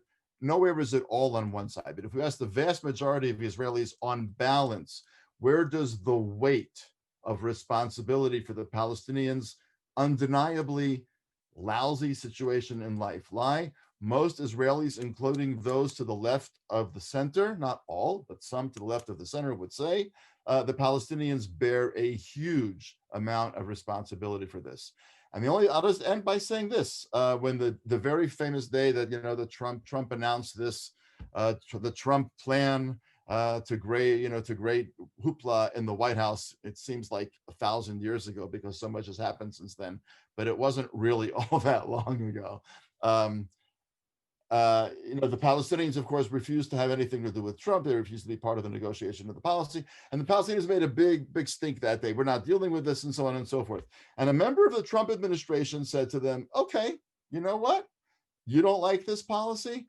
Put an alternative policy on the table. What have we seen? That's just bottom line the issue. So again, I made it very clear earlier, not in response to this question, that I am a pro two-stater. I think it's bad for the Israelis to not have a Palestinian state. I think it's terrible for the Palestinians to not have a Palestinian state. I think Israel has a responsibility for many dimensions of this, but on the whole, the weight of responsibility for this lies, I think, with the Palestinians, which is again an oversimplification, but we don't have any time. And therefore, I think the idea of intractable Israeli policy having caused the rift with the Democratic Party or with Jews in America, I think is just not true. I want to respond by first of all saying I agree with most of what Danny just said. And, I wrote a biography of Mahmoud Abbas called The Last Palestinian. I think some people were nice enough to buy it the last time I was in Portland. And, and I mentioned a lot of that criticism of his handling of the Obama negotiations.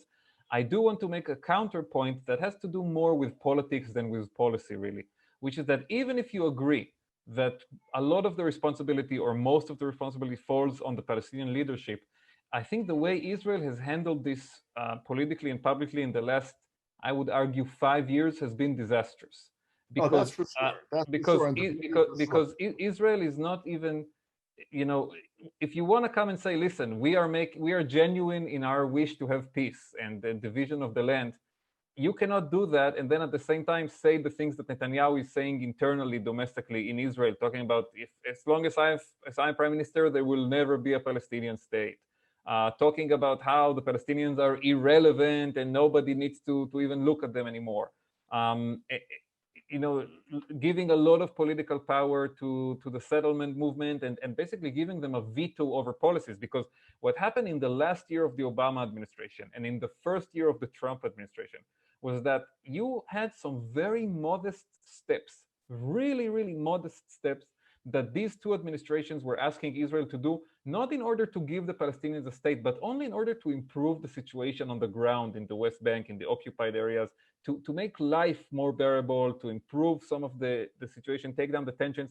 And the Israeli security establishment, the military leadership, the Shin Bet, supported those ideas. I'm talking about giving more work permits, building a new industrial zone, giving more building permits to Palestinian cities where people are living in very crowded situations and they want to expand and basically, be able to have proper housing. And Netanyahu at first agreed with the security establishment that these are modest requests coming from America and no reason to reject them. But then when he was pressured by the leadership of the settler movement, he caved and he turned back on the requests. And those kinds of decisions don't help Israel make the case that the responsibility is mostly on the other side. It actually makes it easier for people who want to criticize and attack Israel to make the opposite case. And I think this is one big weakness that Netanyahu has had in the last 5 years, that he completely relies on the religious right wing for his hold on power.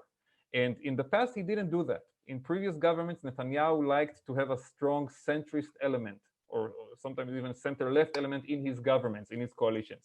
But in the last several years, because he's dealing with the corruption investigations, and because basically half the country views him as an illegitimate prime minister to some degree, he is completely reliant on the religious right wing. And that creates a situation where it's more and more believable for people to come and say, you know what, actually, a lot of the blame is on the Israelis. Look what Bibi said. Look what Bibi did. Look what the government did. Look what the government refused to do here or there. This is a weakness in the strategy. Because if you want to convince, and listen, and again, anybody who would read my book would see what I think about Abbas's decision-making and his handling of the situation. I agree with a lot of what Danny just said. I think it's been disastrous. But our handling of this reality has not really helped Israel make the case that this is actually, mostly a problem of the other side. It's actually turning things in the other direction. I agree with that. The only thing that I'll point out, again, just to reiterate, I completely agree with that. Just to reiterate what I was saying before, if the Palestinian conflict has been going on, approximately, give or take 60 years, or whatever, or the major shift in American Jewry predates the Trump administration. I mean, the major shift in American Jewry goes back probably 15, 20 years, depending on how you want to measure it. You can't call what's been happening under the last 5 years of Bibi and so forth. And I agree with Amir completely about Bibi's handling of this last few years. That's not intractable. That's its latest phase, which I also agree with Amir has been ludicrous and very problematic and hurtful to Israel. But the word intractable implies that this has been going on forever, and Israel has not had an intractable policy towards the Palestinians, period. Wonderful. Thank you both for really digging into that one. There are really some marvelous questions have been asked, and we're not going to have time for all of them. In fact, I think at this point, we have really only time for one, and that's a little bit sad because there's so many great things on the Iranian deal, on will right-wing extremism in America decline with a different leadership and all of those sorts of things. But I think given who we are, Jewish community here in Portland, Oregon, and part of your task as well, and that builds on this last, if could you speak about what many people view as a diminishing connection to Judaism and Israel in the next generation of American Jews? I'll let Danny go first, and I'll have the last word on this one. So if Amir got to mention his biography of Abbas, I'll mention my book about the relationship of American Jews and Israel. It's called We Stand Divided, and the two books look fabulous next to each other on a shelf. So I suggest that everybody I don't really care if you read mine as long as you buy it, but you should definitely read his because it's excellent, and you should buy it also. And you've got no vested economic interest in that pitch, so we're all good with that. Maybe we can do one plus one. Yeah. The relationship with American Jews and Israel is a very, very complicated story.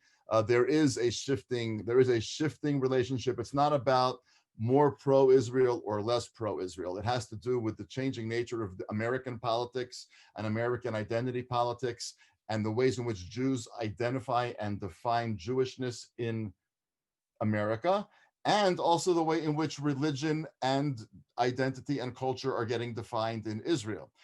Just to say, we'll give you one example. It's commonly said, that American Jews are kind of slowly moving more left as the younger generation of the Democratic Party moves left, and Israel's moving right. Now, there's a way in which that is sort of true, but what does it mean, for example, when Israel moves right?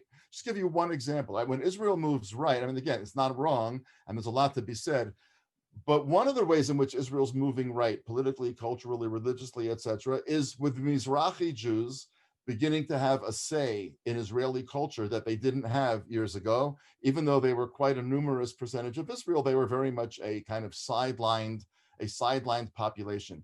Their entry into the center of Israeli cultural life has actually been a great civil rights victory, and we ought to see it that way. I don't have to agree with their religious views necessarily to say that I think it's wonderful that they are no longer spoken about or treated the way they were spoken about or treated under Ben Gurion or Eshkol or even Golda Meir and so on and so forth. And a lot of the shift, by the way, here comes under Menachem Begin, not all of it, but a lot of the shift comes under that. But one of the strange things about civil rights movements is you can't both argue that people should have a say and then tell them you don't like their say. In other words, you just can't do that. In other words, so Mizrahi Jews, who are now, by the way, more numerous than Ashkenazi Jews, have a very, very, very traditional worldview when it comes to non-Orthodox Judaisms. They have a very, very traditional worldview when it comes to the place of women in Judaism. So very often in a Mizrahi family, you'll have a wife who is a lawyer or a doctor or in finance or whatever, but when you were to ask her, and what about shul? Aren't you like really upset that you're behind the mechitza and shul? She goes, no, that's got nothing to do with it. I mean, Tel Aviv is modern life. Shul is shul, and I know how shul's supposed to be. Now to us as, Ashkenazim who actually kind of try to have a whole logical system, whatever, it doesn't compute for us. But it does for them. And I think that part of what we have to understand is that to labor on behalf of somebody else's cultural and civil rights is to also be obliged to honor the worldview from which they come. And they come with a much more right-wing foreign policy because they say, here's what they would say if they were on this call right now. We Mizrahi Jews who came from North Africa and Yemen and so on, we actually know a lot more about living among Arabs than the Jews in Portland do. They would be actually right when they said that. And Jews who came from Russia are very, very suspicious of non-democratic regimes and totalitarian regimes, and that leads to their foreign policy. So the answer to this is very complicated. I think that some of it can be healed. I think that some of it cannot be healed. I think that the actually shifting demographics and shifting political climate in America opens up possibilities for Jews rethinking what Judaism ought to be about, but that's what I talked about last week. I'll just, I tried to lay out some of this in that book, We Stand Divided. It's a complicated, but also I think really fascinating issue, and one that we ought to all talk about at some other time. It would be a great honor. So first of all, I'm really happy that this is the question we are closing with, because it's really connected to Yoni.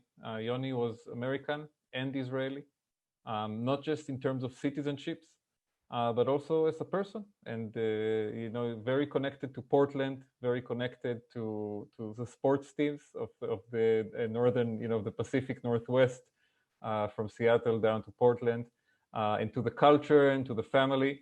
But at the same time, very, very Israeli, kibbutznik. And when we talk about the relationship between Israel and American Jews, I think the answer is in relationships. It's in people's lived experience.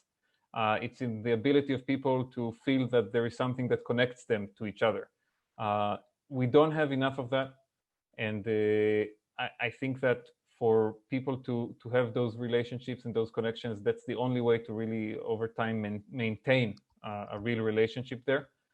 The political issues and differences and the religious issues and differences, over time, you might be able to overcome some of them, not all of them. But if there is no connection and no relationship, and people don't have something personal to refer to, it's just not going to happen.